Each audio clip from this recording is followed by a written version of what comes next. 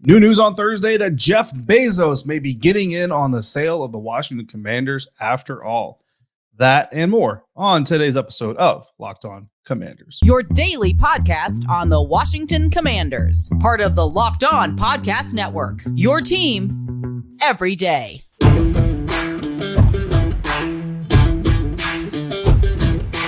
Welcome in, Commanders fans, to the Locked On Commanders podcast, part of the Locked On Podcast Network. Your team every day.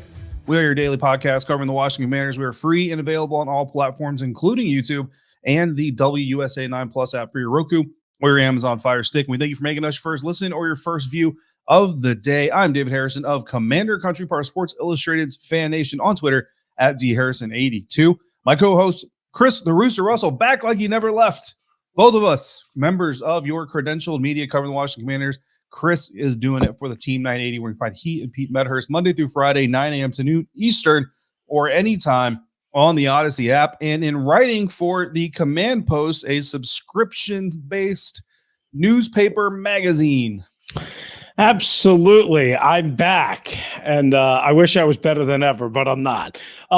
This episode is brought to you by FanDuel Sportsbook, the official sportsbook of the NFL. Make every moment more. Visit FanDuel.com/lockedon today to get started. Some important people were in attendance at Eric Bieniemy's introductory press conference on Thursday in Ashburn, Virginia. Things went pretty well. We will discuss all of that coming up. But first, before we get into that, David, there's news on the ownership front, and I think this is pretty significant. We found out right around 4:15 or so Eastern time on Thursday afternoon that Jeff Bezos, according to the Washington Post, a newspaper that he owns, by the way, and reporters Liz Clark, Mark Maskey, and Nikki Javala, all with bylines on the story, has hired an investment firm, Allen & Company, the New York-based firm that has handled the most recent sales of the Denver Broncos, of course, last summer, and the Carolina Panthers back in 2018 to, quote, evaluate a possible bid for the Washington Commanders. Obviously, this is significant, but why in your eyes? I mean, it's significant because it's one more, I guess, shoe that has to fall, I suppose. I don't know. In this story, there's like 7 shoes that have to fall. So I don't know if that's really the right analogy to use in this instance. But look, I mean, go back to the very beginning of this thing where, owners started, there were kind of rumblings, Jim Irsay's comments at league meetings during the season and all that stuff. And the writing has been on the wall, or the smoke has been billowing up from Command Central for a long time, since before I joined this show, over 2 years ago now, that Dan Snyder's time as an owner in the National Football League was going to come to an end. The questions really were, when was it going to happen? How long would it take? Which kind of the same question it won. And how much resistance was Dan Snyder going to put up to it? And we've found out that he's going to put up maximum resistance. It's going to happen. Dan Snyder is going to become part of the class of former NFL owners. He and Jerry Richardson and the other former NFL owners out there can all go retire into their piles of money and laugh in rich, tones and all that stuff. But they're no longer going to be a member of, arguably the most exclusive club probably on the planet, if not at least this country. But nobody thought Jeff Bezos wasn't going to enter this race. It makes too much sense for Jeff Bezos to be in this thing, for him not to be in this thing. And we mentioned it before when the story broke that he went to the Washington Post headquarters, was like, hey guys, we're not selling. And I said it on this very show. The fact that he actually went there to tell his employees I'm not selling means more than ever that he's selling, because he's going to buy the Washington Commanders. And I don't even work there, and I'm sure the people who work there knew that better than I did. Nobody should be surprised by this. And I think that, that's the initial significance. So I'll leave it to that part of the discussion right now, but that's the initial part of the significance is we knew it was coming. So now that it's come, it's just one more drop in the bucket. Eventually this bucket's going to spill over, and Dan's going to come spilling out of the NFL with it. Right. Well, yes, we knew it was coming, but until we knew it was happening, I think there is a difference, right? Now I think we've gone from, hey, we think this is going to happen, it makes all the sense in the world for it to happen, to it's happening. Even though hiring Allen & Company does not mean he will make an official bid, Listen, and Jeff Bezos can spend, $1 billion on Allen and Company to secure their rights, investigate, look around, and then decide, PU, I'm not doing it. But for the most part, you would fully expect, right? Barring some sort of weird circumstance, if he's going to this level, that he's not only interested, but that he's actually going to make a bid. And let's be honest, who's got more money than Jeff Bezos? So Dan Snyder can sit here and parade around and leak to all of his little cronies and all of his little henchmen that he's never going to sell to Jeff Bezos. We don't know if that's true, just like we don't know if it's true or not true that he's ultimately going to sell the Post, or if he even has to. The simple matter is if Jeff Bezos is at $7.5 billion, just for argument's sake, and nobody is higher than $6.5 billion, Dan would be crazy, and the NFL would be nuts to walk away from that or to not make that marriage happen. So to me, this is just kind of the official consummation of what we've all expected. Yeah, exactly. This drop in the bucket, or this shoe, has been falling for months. It's just, now it's arrived, and now we can say, look, there it is, and we knew it was coming. The other part of this, like you kind of just said, like, the reports or rumors or whatever you want to call them of Dan Snyder going around saying, I'll never sell to Jeff Bezos and that guy and that newspaper and all that stuff. You have to, like, everybody has to understand, the NFL is constructed the way it is for a reason. Like, Dan Snyder can't just, to spite the NFL, sell the lowest bidder. Like, if I bring him $100 check and a Big Mac meal from McDonald's, he can't say, I'm selling to David Harrison because screw those guys. Now you all can split that $100 check and that Big Mac. No, he can't do that. There are certain things put in place. Now, I don't know what extent the NFL can force him to sell to this guy or that gal or that gal, but I promise you, there are mechanisms in place to keep Dan Snyder from making an ego-driven decision versus a business-driven decision. And I think the other part of this that needs to be taken significantly is the fact that he hired Allen and Company. Again, you just said the New York-based firm that handled the sale of the Denver Broncos and Carolina Panthers. Why is it significant that the Washington Commanders hired Eric Bieniemy? Because he won 4 Super Bowls in the last 5 years. Why is it significant to hire Allen and Company? Because they helped complete the purchase of 2 NFL franchises in the last 5 years. This is literally the Eric Bieniemy of purchasing firms that Jeff Bezos now has doing his bidding and going to Dan Snyder and going to the Washington Commanders and the National Football League and saying, here are the terms that we want to do. Here's how we want to build this sale. Here's how we want to build this purchase. And oh, by the way, don't try to pull any craziness. We've done this with you 2 times already in the last 4 or 5 years. They know how it's done. They know how this thing goes. They know how to make the NFL happy. They know how to make the headlines happy. They know how to make their clients happy. It's literally Jeff Bezos coming in and saying, not only is Dan going to sell to me, but Dan's going to sell to me because I've got experience in my back pocket that's going to get this deal done. Right. And one other note, I think Allen and Company actually handled Bezos's purchase of the Washington Post a couple of years back. If I remember that part of the background. Also in conjunction with this, and before we get to Eric Bieniemy, Jason Wright told Michael Phillips of the Richmond Times-Dispatch and AJ Perez of Front Office Sports this when asked about what Eric Bieniemy's thoughts on the potential sale and involvement of Dan Snyder. He said, quote, I think Eric, just like the rest of us, sees the transition as one that's good for the organization.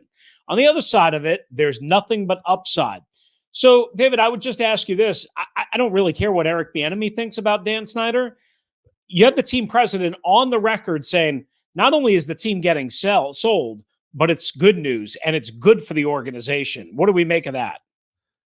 Yeah, I mean, it is good news. It's just Jason Wright telling the truth. I mean, he was brought in. He's been swimming. He's been wading in these toxic waters his entire time here, and so is Ron Rivera and everything they've gone through and everything they've dealt with and put up with and tried to operate an NFL franchise in the midst of all of this muck. It's not easy. It can't be easy. And, they put on the good company face, and I applaud them for it because that's their job. It's what they get paid to do. But at the end of the day, the writing is on the wall. And as that writing gets more and more clear and more permanent, you're going to hear guys talk about, they're not going to trash Dan Snyder. I don't think, at least I wouldn't anticipate it, but speaking publicly about the brighter future ahead and the light at the end of the tunnel. No doubt about it. All right. We will continue to follow this story, but coming up, Eric Bieniemy's introductory press conference came before those comments that we just mentioned by Jason Wright. We'll discuss how it all went down. David was there, boots on the ground, as we like to say. He's coming up next with his thoughts on Locked On Commanders. But first, today's episode of Locked On Commanders is presented by America's #1 sportsbook, FanDuel. That's right. If you have a lot of money, you should probably bet that Jeff Bezos is going to get the ownership of the Commanders. Just saying.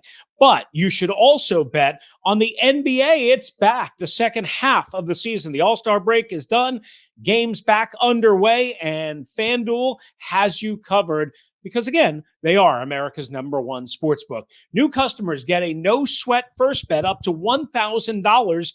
That's bonus bets back if your first bet, say on an NBA over or an NBA point spread, doesn't win. You're going to get, again, $1,000 back. It's safe, secure, simple, easy to use. You can bet on everything from the money line to point scores and three-pointers drained. Plus, FanDuel, again, lets you combine all your bets for a bigger payout with a same-game parlay. That's how I like to bet. What about you?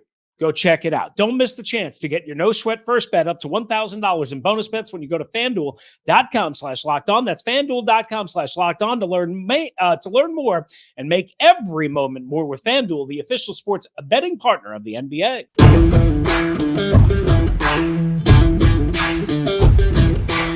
All right, everybody, we welcome you back. Thanks again for making the Locked On Commanders podcast your first listen and view of the day. So Eric Bieniemy, by most or all accounts, hit one out of the park on Thursday in Ashburn. David, you were there at Command Central. What was your overall and lasting impression of what you heard and saw? I liked a lot of what Eric Bieniemy had to say, and I like really just kind of how clear he was, and kind of who he is, the approach he's going to take with the players, and kind of what he expects from them. And I think that was kind of the most valuable thing to take away from him, because a lot of people have been wondering, who is Eric Bieniemy? What is his style? What is his personality going to be like? Like, there's a lot of unknown about Eric Bieniemy, and it goes beyond just, how many plays did he call versus how many plays did Andy Reid call. And I think when you come away from it, nothing that he said felt scripted. Nothing that he said felt fake. You know what I mean? And I think we've kind of all been in those situations. You meet somebody or talk to somebody, and you can almost kind of feel the fakeness coming off of them sometimes. And they're at the table, and then speaking to him on the side. I was with our Tegna partners at WSA9 while Darren was doing his interview with him. I was kind of standing there observing behind the camera and all that stuff, and then getting to talk to him in the scrum and a little bit on the side. Shout out to my good buddy Herbie Teope of the Kansas City Star. He's a Chiefs beat writer, so he knows Eric Bieniemy very well, and we've been texting back and forth since the announcement of the hire. And he kind of prepared me and said, Herbie being a retired Army guy, I'm a retired Army guy. He's like, you're going to appreciate Eric Bieniemy's personality and kind of his approach. And there were a lot of good things that Eric Bieniemy said in there, as far as how to approach being a leader, being a teacher, and how to approach and manage the expectations for your people, so they know what it is going into this relationship that you expect to get from them. Yeah, I wasn't able to be there. I had to be live on the radio, but I was listening live on the radio. But when you listen live on the radio, you don't always get those little side conversations that you were kind of pointing out. So I missed that part of it, and that's often where you find a way to kind of dig a little bit deeper. But the things that I heard, the things that I liked, again, listening to it live, was that Bieniemy, and this match is kind of like what your impression was, seemed very authentic. And he seemed real as a communicator. He didn't handle himself in some buttoned up corporate three-piece suit sort of way. I mean, he was wearing a three-piece suit, but he didn't, I don't know if that makes sense. He didn't handle himself in a stuffy, kind of conservative way, and maybe something that he isn't. He talked in some generalities, about players and about things that they're going to do. He did say, look, for right now, I'm not worried about being a head coach. We'll talk about that next year, right? I'm sure he knew that question was coming. Maybe he could have answered it in a different way, but I'm not concerned, because truly, I do think these coaches, for the most part, worry about what they can control right now. He is not becoming a head coach until at least next January. And a lot of things have to happen for that. So why worry about it? Why talk about it? Why focus on it? Why concentrate on it? I think Eric Bieniemy was, again, authentic, David. And I think his coaching style, and I don't know if this makes sense to you because, again, maybe you heard it different. I think his coaching style came through in everything that he was saying to us on the mic, at least at the podium. Again, I don't know what he said side session wise, but I think his coaching style was easily identified. He's feisty. He is kind of loud and proud. He is tough. He is not a pushover, but he's also a guy that, while he can crawl up your backside if you're doing things lazily or wrong, he can also be your best friend and a champion. And that, to me, it doesn't guarantee anything, but that to me stood out. Like, I think Bieniemy is what he is. And maybe that rubs some people the wrong way.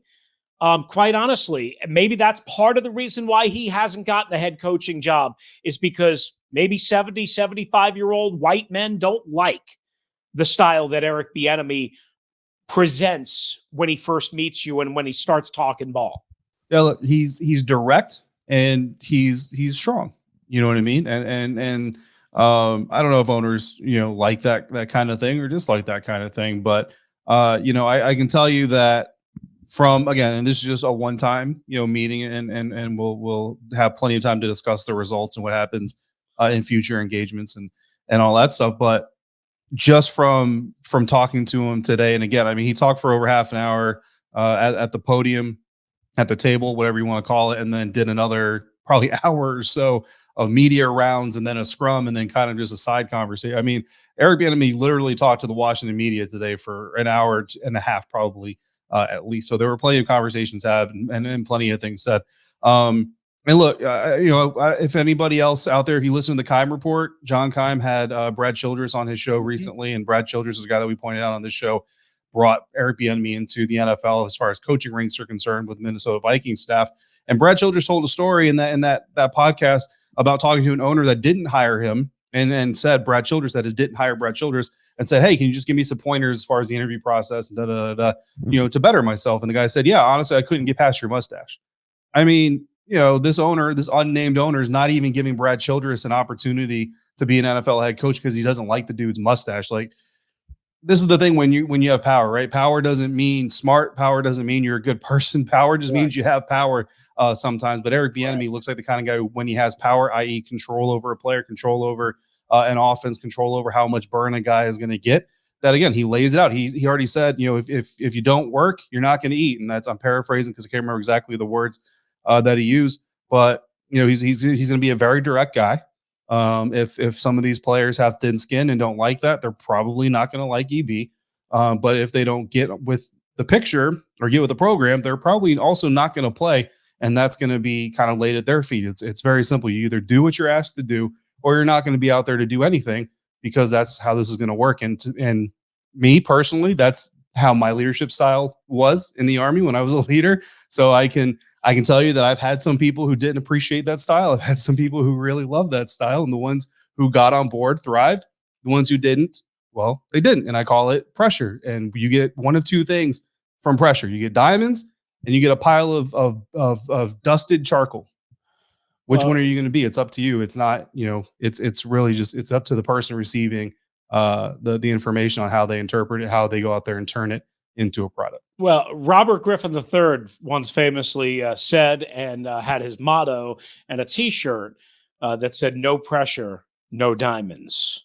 I mean, it's true. I don't know why I made a T-shirt out of it. It's because I promise you that's been around since long before Robert Griffin III. But hey, kudos to him. But it's true. You know what I mean? And yeah, it was Robert. But the overall point is some people are going to be annoyed more than just LaShawn McCoy about how Eric Bieniemy might coach, lead, talk, what have you. As long as Eric Bieniemy doesn't cross a line that is kind of an imaginary line in the sand in terms of what he might say to a player or another human being, I don't care about any of that. If you can't get with the program, if you're not tough enough, if you're not resilient enough, then you're the really good odds are you're probably not going to be the kind of player that they want to move forward with. And maybe that's a general sweeping statement, but I believe that to be true. But coming up, some guys, and I know at least one guy was in attendance, and he's tough enough. I know that. They were on hand to see their new assistant head coach and offensive coordinator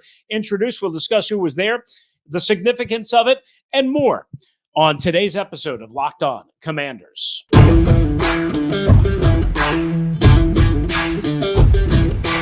More than a few Commanders players were on hand in Ashburn to see Eric Bieniemy introduced to the media for the first time as he watched Commanders' new assistant head coach and offensive coordinator, including Terry McLaurin, Brad Robinson Jr., Antonio Gibson, Sadiq Charles, Cameron Curl, John Bates.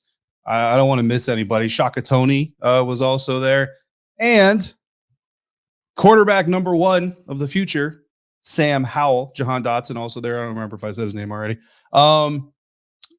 So kind of going back to the previous conversation we just had in this last segment, right? So there's one thing to be direct, there's one thing to be unreasonable, right? And then this is where I got the idea that Eric Bieniemy is not just going to be direct and going to be firm, but he's also going to be reasonable, because he mentioned in the scrum. So you have the press conference, the TV interviews, the scrum, and then the side conversation. He mentioned in the scrum when he was kind of asked about something, he said, look, these players are going to get the teaching, they're going to get the lead they get, and they've got to turn that into production. Now, he also said it doesn't mean that it's kind of the old school Bill Parcells way of saying, just do what I say because I said to do it and don't ask any questions. Because he said he understands that today's generation of player, they're a little bit different. They're built a little bit different. And again, I'm trying to correlate this kind of back to my time in the Army. I had a lot of conversations with other younger leaders about this very topic. Soldiers, when my dad was in the Army, you said, take that hill, they took that hill. You know what I mean? They didn't ask any questions. They just ran. When I came in the Army, it was a little bit more like that, but we're kind of starting getting into this phase of soldiers are smarter and soldiers want to know the purpose, the why of what they're doing. And by the time I retired, it's full blown. The soldiers need to know the whys. Well, if you're a leader and you can adapt and say, here's the why. So here's what I'm asking you to do. Terry McLaurin, I need you to come out here. I need you to get off this press. I need you to break your stem inside, work your defender so that when you make that outside break towards the pylon, you're free and clear. I need you to accelerate. I need you to look the ball into your hands and score us a touchdown. Terry McLaurin says why. An old school coach, old school quote unquote, who's not going to be able to connect to that player is going to say, because I told you to. That's not going to work in today's National Football League. Like it or not, whatever it is, that's not going to work. Eric Bieniemy understands his players need to know the why of what they're doing. He's going to give that to them along with the expectations, and then it's up to them to put all those ingredients in. So I just want to make sure we're painting a proper picture here. It's not like EB is just going out there saying, lay on the ground and do what I tell you to do. He's also looking to bond and get to know these players, which is something he emphasized over and over again, is understanding them. And that's going to be incredibly important, Chris, with quarterback Sam Howell coming into his second season, expected to be the starting quarterback. Yeah, I mean, listen, how you communicate with players, maybe that starts with what happened on Thursday with that first initial meeting, right? I think you can communicate with players better if you have a better relationship, if they trust you. And Eric Bieniemy talked about trust. So them being there is a sign, a tip of the cap, a sign of respect. Hey, welcome. Let's briefly talk. I know you're getting swamped, but 5 minutes to bend your ear or whatever. We're not really allowed to talk during this period of time, right? The NFL has rules about that. So, players are kind of limited. Coaches are very limited. But David, I think how you treat somebody, comes out of, whether you can develop mutual respect. And like you were trying to say, and compare it to your time in the Army, I don't have that same experience, but I just know, people like, if you tell me, to run a post this way, right? As opposed to the way I think I should run it, or maybe the way the previous staff taught it. And I say, why? There's a way you can say, why? Coach, can you tell me why I'm wrong? Or can you tell me what's the difference? As opposed to why, like that. And then there's a way that you can explain it to the player. Here's why I want you to do it this way versus do it this way, or, something like that, with no explanation and no layers and no context. So again, that's all called relationship building. And really, and honestly, I think it's as much coaching in today's day and age, kind of like what you said, is maybe old school coaches used to say, just do it and do it this way. No talk back, no explanations needed. What have now it's, hey, I want you to do it this way. Here's why I want you to do it this way. Does that make sense? Do you understand why I'm trying to, let's talk about it if we have an issue. And I think that's the difference. I think that's where Eric Bieniemy is when he talked about developing a trust and getting to know guys so that they buy into him and so that he buys into them. I think that's all the things that he was talking about. If you look at what Patrick Mahomes said on Twitter, and we'll get more into that on our next episode about Eric Bieniemy just on Thursday. If you listen to what Tyreek Hill said on his podcast, who are you going to trust? That and those guys, or one disgruntled player in LaShawn McCoy? I think overall, the players that showed up today showed up because they understand that respect and a good relationship is very important. Obviously, with Eric Bieniemy, and I'm sure that meant a lot to him. And just real quickly, David, I would wrap up this conversation by saying, look, you've been now at a bunch of these. I've been at every head coach that I've covered over the last 13 years or whatever. Landon Collins and Robert Griffin and all sorts of people. And they all sound great in these introductory press conferences. But one thing we have to remember, you're still 0-0. You still haven't scored a single point. Just because you knocked one out of the park with an introductory press conference and you made some great sound bites and you made a great impression doesn't mean that things are going to go smoothly in the way you want them. So just keep that in mind. Yeah, I mean, look, words don't win games, at the end of the day, you know what I mean? But I think that what Eric Bieniemy was able to show is kind of why he is respected by the people that he's respected by. He has an approach that you can relate to. He speaks in a way that's clear, concise. He wasn't speaking over anybody's head. He didn't come out trying to make everybody, feel in awe of his football IQ and knowledge. Like, it was very effective communication. And I think that's something that, again, it's not going to just automatically add wins, to your win column, but it's something that should be acknowledged and praised, of course, as we were doing here. And as far as the players being there, I'll tell you, some people could take it as kind of a throwaway show of solidarity or whatever, but I don't think that it is. At the end of the day, these guys don't have to be there, and they chose to be there. And it wasn't just a couple of guys; it was a lot of those guys. Logan Thomas was also there. I don't think I mentioned him earlier.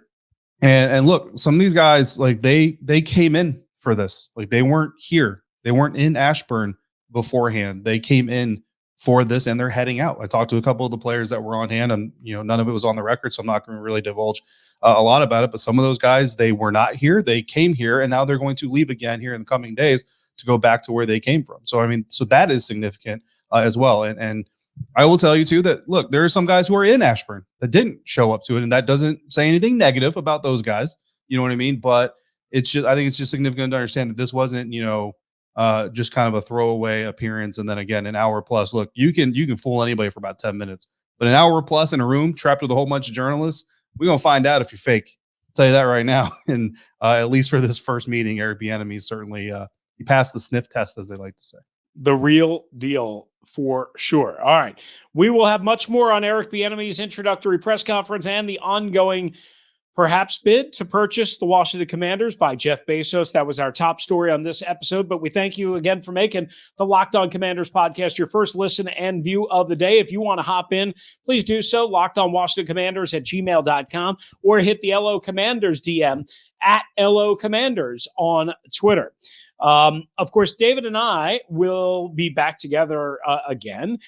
David, we have one more episode before the end of the week, and we will kind of dig a little bit deeper, maybe find some of those diamonds in the rough, if you will, from Eric Bieniemy and everything else on what it all means and how it could all play out on the next edition of the Locked On Commanders podcast. But again, we appreciate you for making us your first listen and view of the day. We're part of the Locked On Podcast Network. For David Harrison, covering the Washington Commanders for Commander Country on SI.com's FanNation, I'm Chris Russell, one half of the Russell and Medhurst show on the Team 980 and always live and free on the Odyssey app. If you're out and about, please be safe, be kind, be kind, and thank you for joining us right here on today's episode of Locked On Commanders.